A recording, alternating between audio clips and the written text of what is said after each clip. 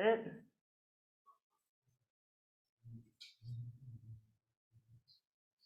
Okay. Welcome, everyone, to the Soldering 2 workshop hosted by CPB Hyperloop, IEEE, and CPB Robotics. Now, if you're here, I'm sure you're a part of one of these clubs, and if you're not, that's completely fine. We accept everyone. If you want to follow along with PowerPoint, there's a QR code here. You can use your phone, scan it. There are speaker notes, so that if I don't go through everything, they're probably in the comments, in the bottom of the PowerPoint. So, just extra information for you. So today we're going to be going over some of the basics of soldering. You guys all got a kit from outside, and these kits are basically, I don't have an example here, but it's a blinker circuit. So you have two parts of it, one where you press buttons and get it to light up, and the other part is where you attach your circuit to a 555 timer. And we actually designed this in a previous workshop. So if you look on our YouTube channel, go to a previous workshop, we designed part of the PCB, and we taught, I think Victoria here, actually taught that workshop and just went over how everything works in the PCB world. We went ahead and ordered it 2 weeks ago. It came through the mail this week, and now we're here. And all these kits were made this week. There are 50 kits, and it took too much of my time to make, so let's get going. Am I recording? Okay. Like the last time I did this, like there was no sound, so I just gotta make sure. This is scaring me a little bit. Recording in progress. Okay, there's sound. Okay. So, just to get a hands of who soldered and soldered before. Raise your hand if you've never soldered before. This is your first time. Awesome. Good to see you guys here. Great to have you guys around and learn some soldering skills. Now, how many of you guys have soldered before? I haven't have. So, pretty nice. So for those of you who have never soldered before, this will be just a good introduction to everything and how soldering works and what soldering is and why we do it. So why do we solder in the first place? Well, we solder because we want to make electrical connections that are mostly permanent, right? When we do things in the circuit labs here, we connect wires to breadboards, we connect breadboard to LEDs, and we connect all these pieces onto the breadboard itself with jumper cables. Now the problem with jumper cables is they work, right?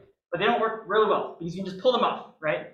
And you have a really complicated circuit that, let's say, counts from 0 to 9 on a 7-second LED. If you ever built one of these circuits, you know that there's a lot of wires, right?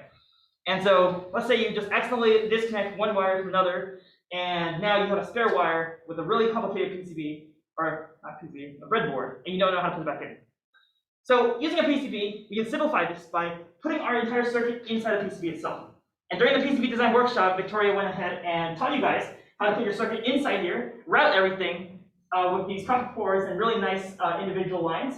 And these are your individual circuit connections inside the board. So these replace your jumper wires. It's really cool because you simplify a circuit from a huge breadboard down to a very small footprint. And you guys can see in each of your kits right now, there is a PCB that we designed. And you can see the individual routing paths on it that connect the buttons to the LEDs and the LEDs to the 555 timer and all the other fun stuff that's on there. So for PCBs, there are three types of, or two types usually, of connections. You either have the through hole or you have SMDs. SMD stands for surface mount device. So through hole connections are where actually all of the connections you see on the PCB board right now are through hole connections. I didn't bother to put any SMD because those are hard to solder together. You need kind of like the soldering iron with a flat tip that you can press onto the PCB, and that flat footprint allows for your things to be soldered together. So all of the connections are through hole right now for the ones you guys are going to be doing, so they're easier, right? Wire soldering, which I have an image of it here, is for these electrical engineers out there. If you ever come across a frayed wire and you want to repair it, you solder it together with something else. Now, to do this, you need something called an engineer's knot, and the engineer's knot is a way of tying wires together so that they don't come apart, and you put solder on. We're not going to cover things. We're not going to be covering this today, but just so you know, it's an option if you ever want to, or if you ever come across it, you can say, "I heard it from this workshop." Right? So I think this one is an SMD. So see how these components are just like soldered directly on to the top of the PCB. It doesn't go all the way through the underneath. Right? Most of the resistors and capacitors you guys worked with over the past years, or if you're an E major or an ECE major, you're going to be working in the labs, they are through-hole components. Because you can put it in the breadboard, right? Soldering irons. Okay, so pretty obvious. I just yanked this PowerPoint, most of it, the first half of it anyways, from the Soldering 1 workshop we had last semester. So last semester's Soldering workshop, it was like a 2-hour lecture, 1 hour of this presentation, and 1 hour for the demo. So I'm just going over this as a review, but if you guys need any of the links, I have them in the PowerPoint, and you can reference this back at any time using the QR code, or I'll go ahead and show this afterwards so you can get back to it. But here we have the basic soldering kit, right? And this is the one that we bought a lot of because it's cheap. It's pretty effective, only if you know how to use it. So we have 7 new kits actually that we bought specifically for this workshop, courtesy of IEEE. And they're really nice kits to use. You get your soldering iron, and then you get the rest of the stuff. You get like pliers, you get some tweezers, you get a vacuum sucker. Everything in here is nice, except for one thing. And this is just like a personal gripe of mine. The lead-free solder that they give you. So the solder and your tools really matter for your quality of solder. And I know most of you guys here, it's your first time soldering. So I want to give you guys the best kind of solder possible, right? We'll talk about soldering in a little bit, but just my recommendation, don't use the cheap lead-free solder, because you're going to have a bad time. And I'm not sure what solder kind it is in the room over there, but I'll let you know if it's something I approve of. Then we have a big soldering iron here. Now this one is, I think, the second one. This is an actual soldering station.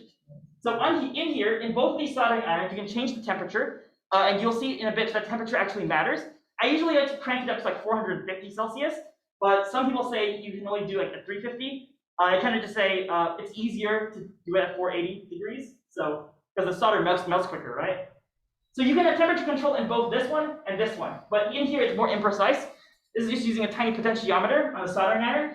This one's more precise because it has an entire circuit board inside, and you have all the other fun stuff too. By the way, these come with like, I ripped this picture off Amazon, and they come with like extra soldering tips, and you kind of need this because these soldering tips differ based on what kind of application you're using it for.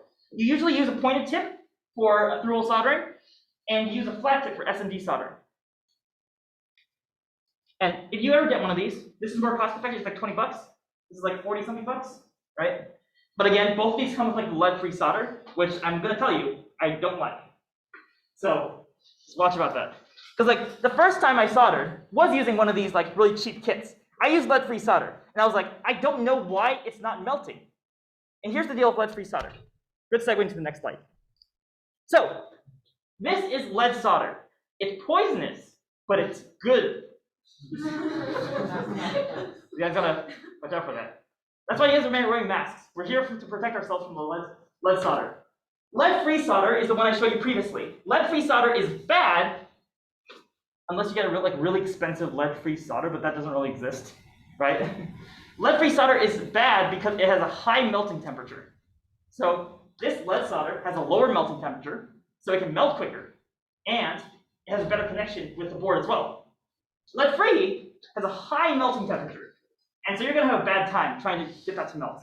I think I saw a roll of lead-free solder in like the room, so you can like compare between lead solder and lead-free.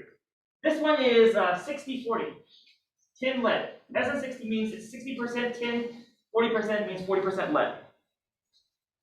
And this solder is my favorite, not because it's poisonous, but because it has flux inside.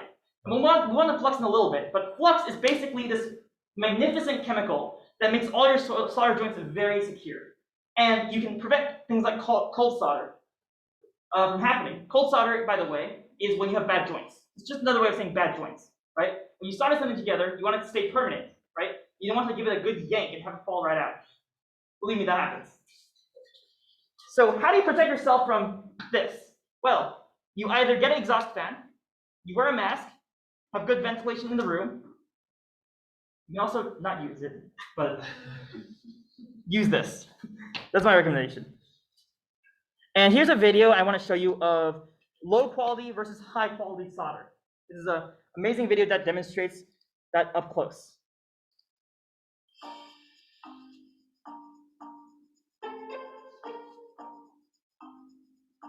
There's bad lead solder too, and you'll see that here.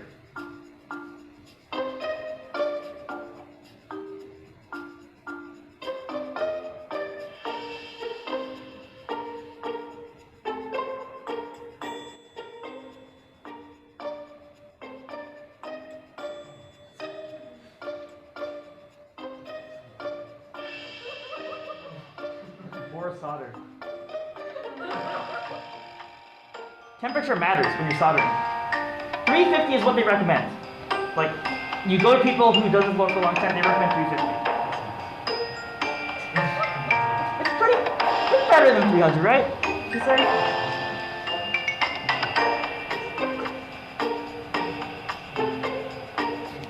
Okay, pause here. Oh, no, go back. Okay. This will turn into cold solder real quick. Look how many imperfections there are. It's not a clean gloss, right? There's a lot of little oxygen bubbles and other chemical bubbles trapped inside there that gives this like little cloudy look. It's not what you want when you're soldering, you know. They're doing this on like a little prototype PCB that you can buy from like Elegoo or somewhere on Amazon for like real cheap. But this is a really good way to show, you know, solder on a PCB. Continue.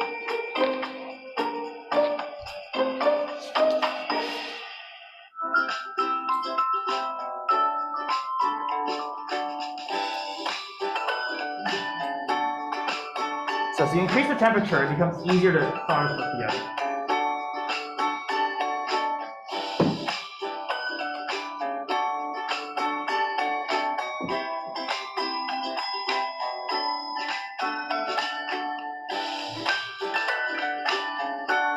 Look how clean that is.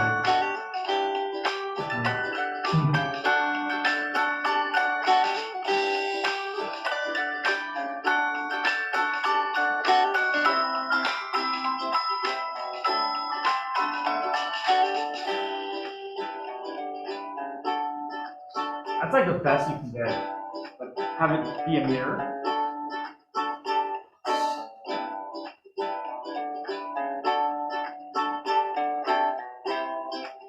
Alright, that's enough of that. Full videos in the presentation, you can watch it. Okay. Now, this is maybe just me, but I don't know why this thing is ridiculously expensive. It's like $50. It's not worth $50. I bought this 6 months ago for only 20 bucks. But then inflation happened, and now you have really expensive box fans.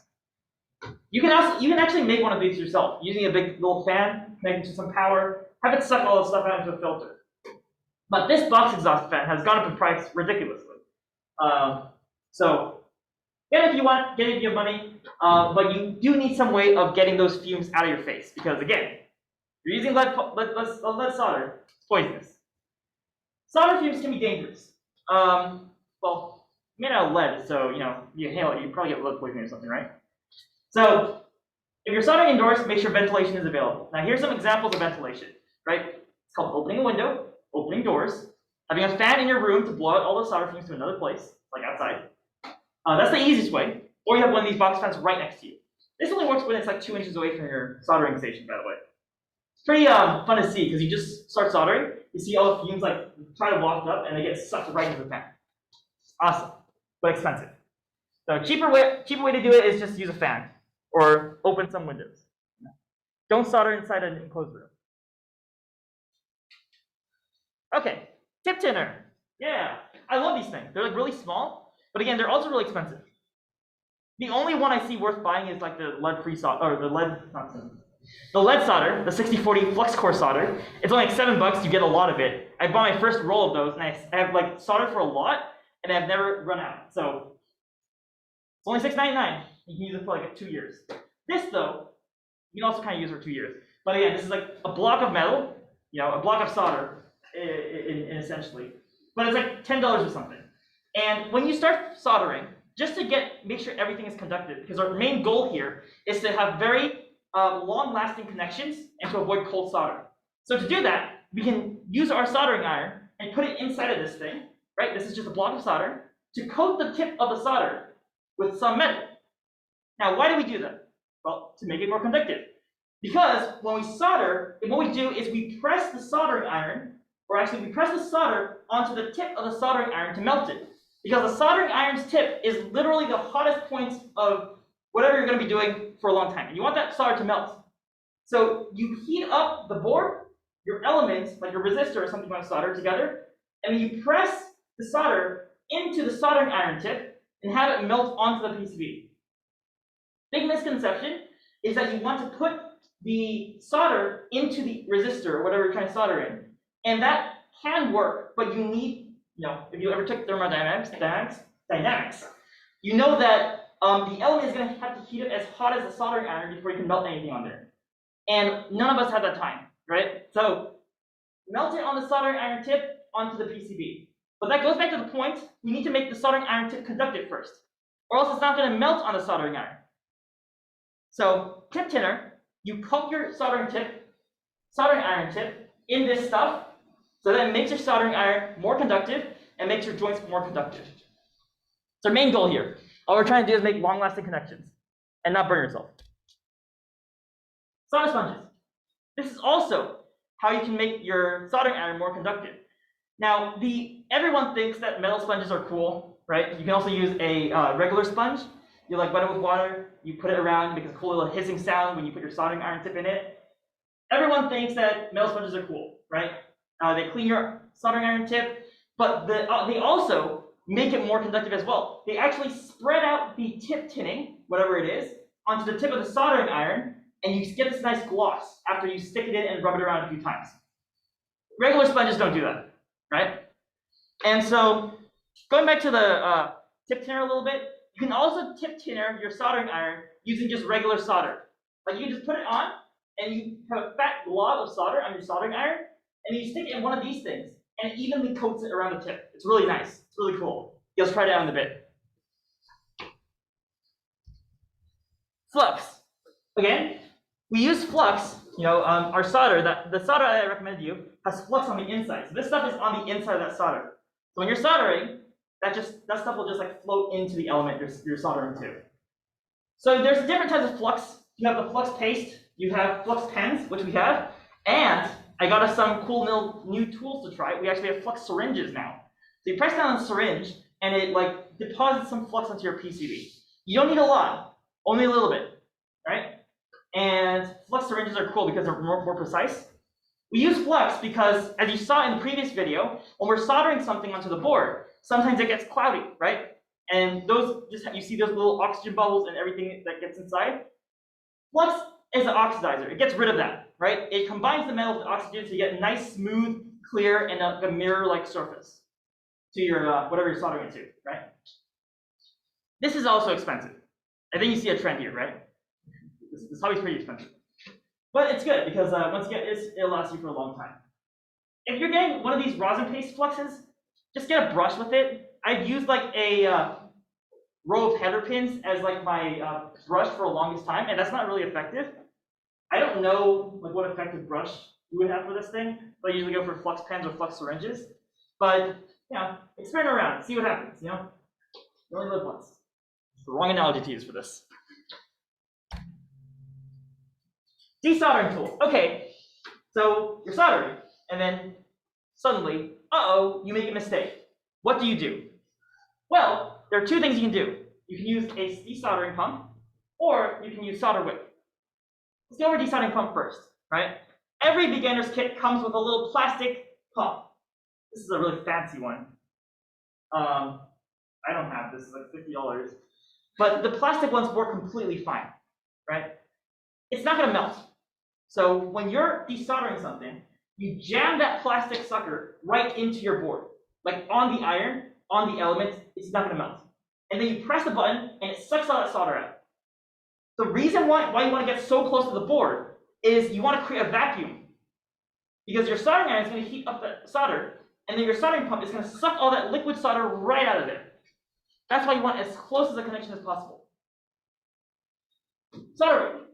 This is made out of some braided copper material. By the way, never use this thing while it's still on the reel. Because this is such a good heat conductor. And I've done this before, so I know it hurts.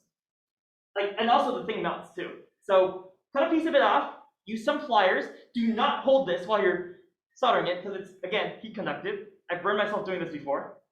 So what you do is you take it, you put it on you put some flux on here first, and you put it on your board, and then you heat the soldering iron onto the wick, and the wick onto your thing that you want to remove. And the solder will come right off your board and onto the wick. Again, remember that this is heat conductive, so don't hold it while you do it. You can hold wire with your bare hand while you're soldering, That's completely fine. But don't hold this while you're using it, the wick, because you're going to burn yourself. The heat travels all the way through. It's braided copper. So it's kind of like a single wire all the way around. Okay, helping hand. You can use helping hands. Sometimes it works, sometimes it doesn't. Usually what I'll do is I'll just take the element down and soldering it to it. Tape is amazing, by the way. Don't discount tape. But you can use it to help you solder, help you hold your board in place. This one's expensive, this one's not. I usually have this on PowerPoint, so they show you what options to get. I don't like this one because it has a small foot.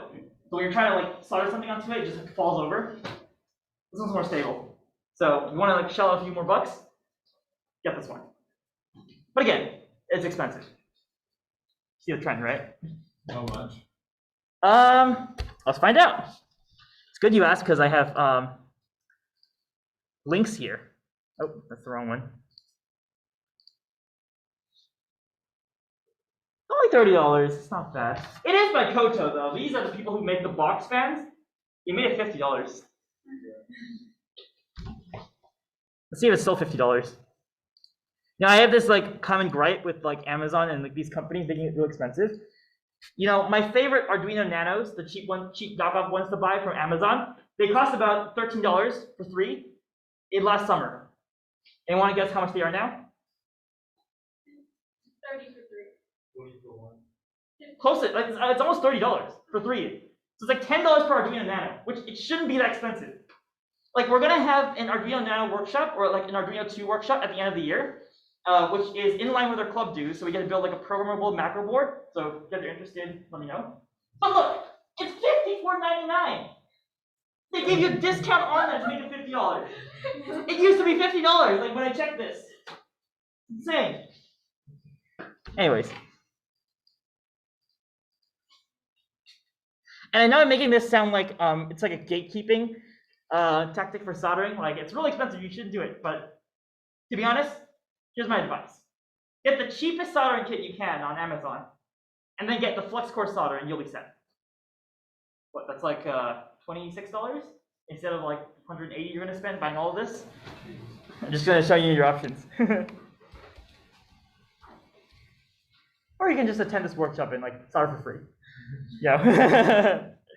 We're not gonna cover heat shrinking today. Here's the heat gun, here's the heat shrink. Usually put this across 2 wires you're soldering together to make it permanent. Because again, our main goal is we want to make this as secure as possible. So if you pull it apart, it won't come out. The last time in Hyperloop, one of the meetings, we actually did this, but they pulled the wire out, but the heat shrink stayed. We have fun here. Okay, if you want to practice soldering, what do? You can buy one of these boards, and then solder some resistors onto it. The more practice you get, the more easier it's going to be. Or you can buy one of these fancy things. These are like overpriced, in my opinion. Like, how much is this thing? Like, I remember I was talking to Sophia last semester. I was like, we should buy everyone one of these. And it was like too much of a, it's not that expensive. It's only $12. Those kits in front of you are like $12 as well. I mean, like if you cobble together all the raw prices and anything, I have a whole spreadsheet full of those calculations. Okay, so practice makes perfect, especially for soldering. The more you do it, the easier it becomes. Rule of thumb. Okay, I love this picture. Okay, solder safety. Now this is where you guys have to listen up because I don't want you hurting yourself and I don't want us getting in trouble. Wear your appropriate attire. So tie your hair back. No open-toed shoes because I don't want you guys burning your feet with soldering iron. And I don't want you guys singeing your hair. So make sure you tie your hair back. If you don't have a hair tie, ask someone. I was gonna bring a bag of rubber bands, but I forgot. You clearly have never tied your hair back. That's Yeah. pretty painful. Yeah. Okay. Always assume the soldering iron is hot. Oh, I put it twice. Look how important it is. Always assume your soldering iron is hot, even if you're not using it. Why? Because even if you turn it off, the soldering iron is still hot. It's conductive, right? Same as the wick. You know, it's gonna remain hot even if you plug it for like a good 15-20 minutes. So always assume the soldering iron is hot at all times. And I put it in all caps. You know?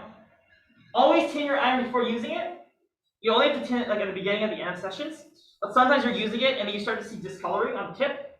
And once we get over there, I'll show you guys what that looks like. But once you see that discoloring and you see that your soldering iron doesn't get conductive, well, more or less like it gets harder to make it melt on the soldering iron, tin it, right? Tinning saves lives. Watch out for solder splash. Okay, some types of solder get very angry at you sometimes, and they like to jump back. Like solder explosion. You try to heat something up, you heat something up on a component, and then suddenly you hear a pop. And then suddenly hot solder is coming splashing at you. This doesn't happen often. Don't worry about it. But it might. Right? So you can wear safety goggles to prevent this. If you have glasses, you're fine. If you don't have glasses, you should wear some safety goggles. No, only if you're doing hardcore soldering, right? For this workshop, you don't have to. It is recommended though. You want to tell me what's wrong with this image? She's holding the.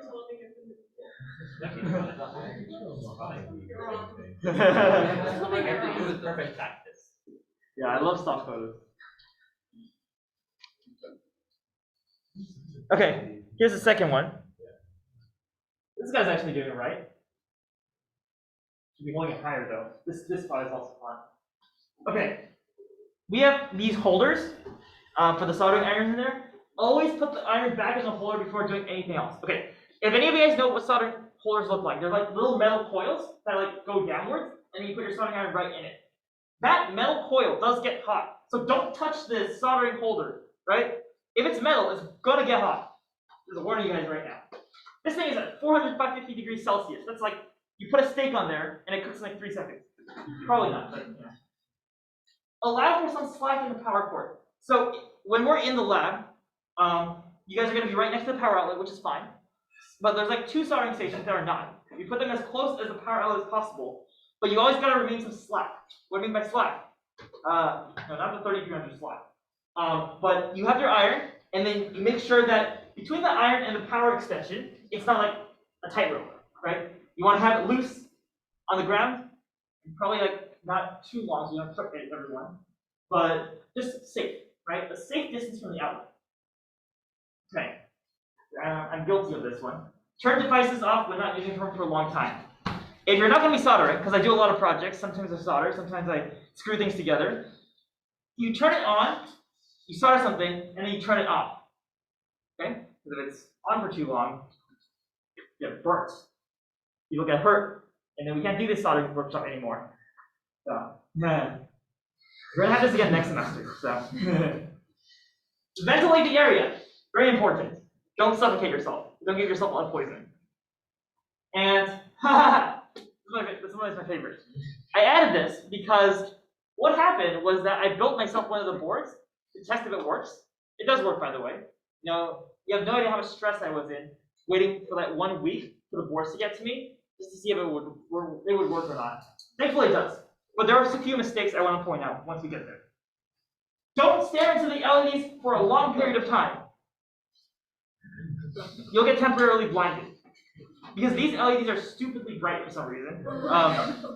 I mean, I put 220 ohm resistors in mine, and like, I looked at it, I pressed it, I was like, huh, that's a really bright light.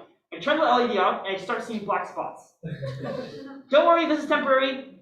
Probably not in like 60 years, but for now it is. I replaced your resistor in your kits with the 1000 ohm resistors, so you guys should be safe, but still, don't stare into the LEDs for a long time. Right? To keep you guys safe! Why else? Oh my goodness. Also, you know, for basic resistive circuit, the lower, if you have a series circuit, the lower resistance you have, the higher current you will have. So if there's a higher current passing through the LED, the brighter it will glow.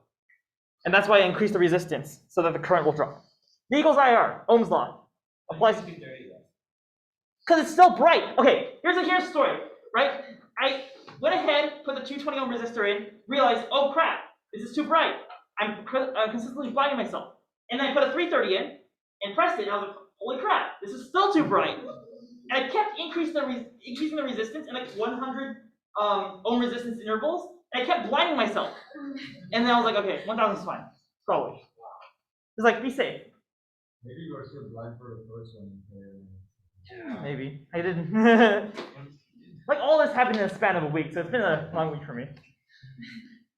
Okay. Cool little PCB kits. Let's talk about them for that now. Some of you guys already took them apart. Some of you guys just came in late from here. Did Sophia sign you in, guys in? Okay. Not to worry. We'll get you guys afterwards. But if you guys came in late, please let us know, because I need to keep track of inventory. All right? And Sophia's going to help me with that. So in each PCB kit, I need to like show you guys notes for this, because even I forget. I had to put 50 of these kits together, by the way. And here's a list of everything that's in it. You get a box. You get the PCB. You get the PCB mount, by the way. This is the 3D printed case. You like put it on the case, and you put the battery inside. It's pretty nice. 3D printed PCB mount. You get a PCB. You get a 9-volt battery clip. You get a jumper cable. And you have 6 bags, right? One bag has all the timer ICs in it. One bag has the potentiometer, capacitor, resistors. One bag has slide switch, pin headers, buttons, and a terminal block connector. We're not using the slide switch because I messed up, and the holes are too small for a slide switch. So I just gave you guys a free slide switch, so you can play with the breadboard and stuff. And I'll explain how the slide switch works in a bit. You have LEDs in bag 4. You have bag 5. You have screws. There are silver screws and black oxide screws. So this projector is blinding me, by the way. But last week, 2 weeks ago, we had a screws and tolerances workshop where I went ahead and covered how to design 3D objects using screws. So I thought it would be fun to implement that into here.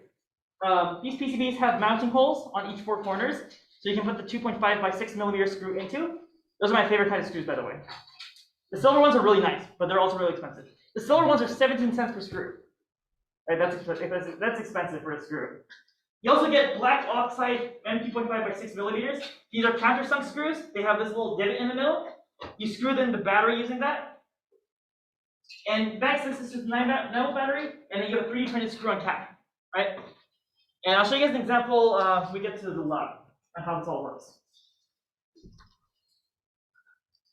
And I want to go with you guys some mistakes I have. So okay, this is the PCB. Looks a bit different than from when Victoria designed it. I added this whole little button array, because who doesn't like pressing more things on your PCB? It's pretty boring with just like the top thing. But I like pressing buttons. So this is your slide switch, which I screwed up. The holes on the slide switch in this PCB design is 60 mil.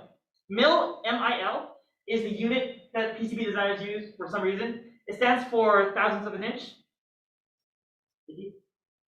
Cool. Thousandths of an inch. Still learning that. And the slide switch, they have thick legs, thick pins, right? Those are about 130 mil. So I have to like enlarge this, right? But how does the slide switch work? Or in theory. So I have my 9-volt battery here, I have my slide switch here, and I have my circuit all the way up over here, right? My slide switch is supposed to connect these 2 wires together, right? If I connect these 2 wires together, then my 9 volts has somewhere to go to the rest of the circuit, right? And I'll turn on. The slide switch can operate in 2 modes. You guys all have a switch in your kit. You can either have the switch on mode or off mode, right? When the slide switch is on mode, you flip it up and it connects these 2 together. On off mode, it connects these 2 pins together. So there's a central common pin that's used to feed it to ground, right? And by the way, whenever I put a square on here, the square footprints represent ground. So don't connect the LEDs wrong or the capacitors wrong because they're directional. You have the longer leg. The longer leg is the positive side. The shorter leg is the ground. So your longer leg would be here, shorter leg would be here. Same for the capacitor. That's how you remember it.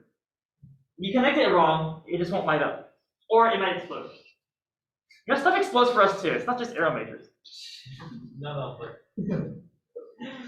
so you guys are going to solder a lot of stuff onto here. There's about 50 to 60 joints. You guys can solder that. How much time do I have? I have enough time. This is what it's supposed to look like in the end. These resistors are too big. So I bought you guys smaller resistors. You have your capacitor, you have your IC. The IC, okay, one thing. never solder the IC directly to the PCB, unless you know what you're doing, right? So something I've seen people do in the school, I'm not calling it out name by name, but like I've seen it. They solder an Arduino directly onto the PCB, or directly onto a prototype PCB, which is even worse. Because the more pins you solder on, the harder it is to remove. Even if you use a wick, even if you use the soldering iron or the soldering pump, it's really, really hard to remove like 4 pins. And Arduino has like 11, right? So you're not getting that bad boy off. So use an IC holder. That's why I gave you one. You have an IC holder, and the IC that goes in top of it, right? The switch. I screwed this up, so you guys get to solder on individual header pins. These are individual male header pins, and then you can just connect them using a female-to-female jumper cable. And if you connect these top two, it'll turn on, and if you connect it to the bottom, it turns off. So we're modeling a switch here. But if I do this again next semester, which I will, you're still here. I'll correct this mistake, add a few more fun things, and that'll be Blinky Learner revamped. Name this thing Blinky Learner, by the way. Also, look at these cool logos. They're on your board too. The logos of IEEE, Hyperloop, and Robotics. They came out pretty good. Like the story is for the Robotics logo. When I put it on the PCB and ordered it with JLC PCB, some poor support guy came and said, "Oh, we can't print that thing, this logo, because it's too small." But they did. I was like, they were like, if we print this, it might look bad. Are you okay with that? And I'm like, yeah. But like, I was able to take the risk. Oh, the R on the PCB, so like the IEEE R logo has the R symbol under it. I took that away because that definitely was going to look like a dot. That's too small. All right, more stuff. So I laid this out. You see, you have 6 stacks, PCB. You have your cap, you have your box. I put our logo on it. Let's put your logos on everything, which makes it look nicer. You have some components. So you're gonna lay your components neat and nice. I usually go with the buttons first, and then the resistors, and then the LEDs. And then you can solder everything on like in sequential order, but don't solder everything on at once because you want to kind of test as you go through. So you can go ahead and solder your terminal block connector on, and the PCB is labeled, by the way. Something that I forgot to add was a reverse polarity protection diode. So if any of you guys, it's labeled with plus and minus, but if any of you guys connect it backwards, you're gonna see some smoke. Plus means positive, negative means minus, or negative means ground. Black wire, right? Red wire goes to plus, black wire goes to ground. Please don't mess that up. We don't have any spare boards. We do have spare components. I bought my box of spare components. So we have button, headers, jumper wire, terminal block. Moving on. Putting more stuff together. You can reference this later if you want. If you want to see how it looks like together. Okay, this is important. I put these 2 pictures together to show you that you're supposed to, like put masking tape on it. You can use your helping hands to hold the resistor down, so that you can solder on in the back, right?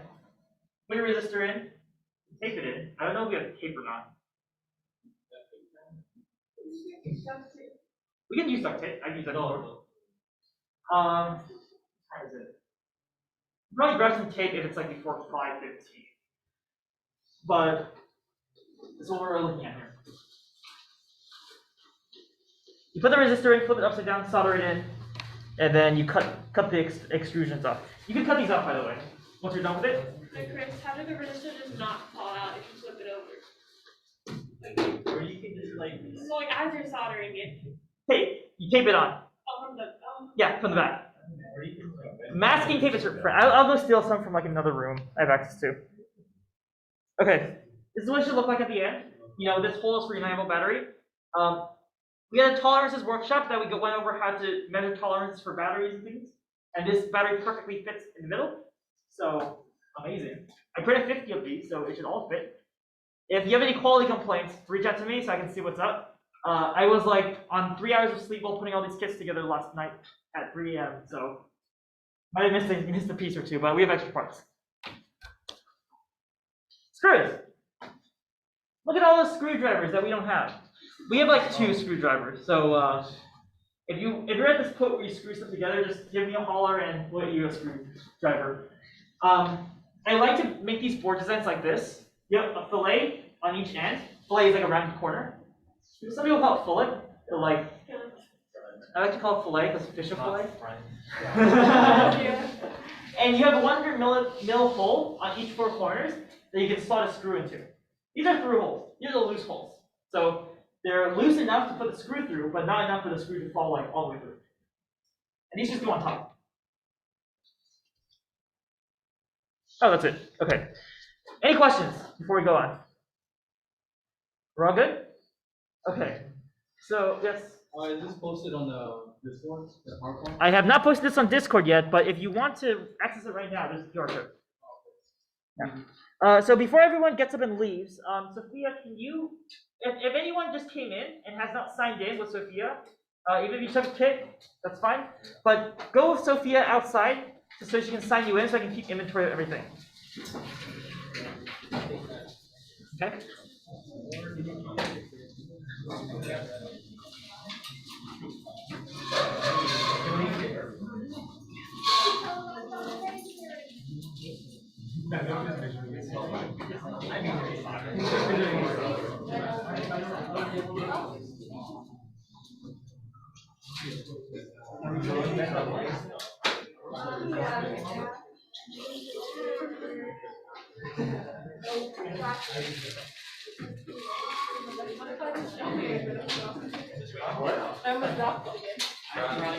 Stop recording.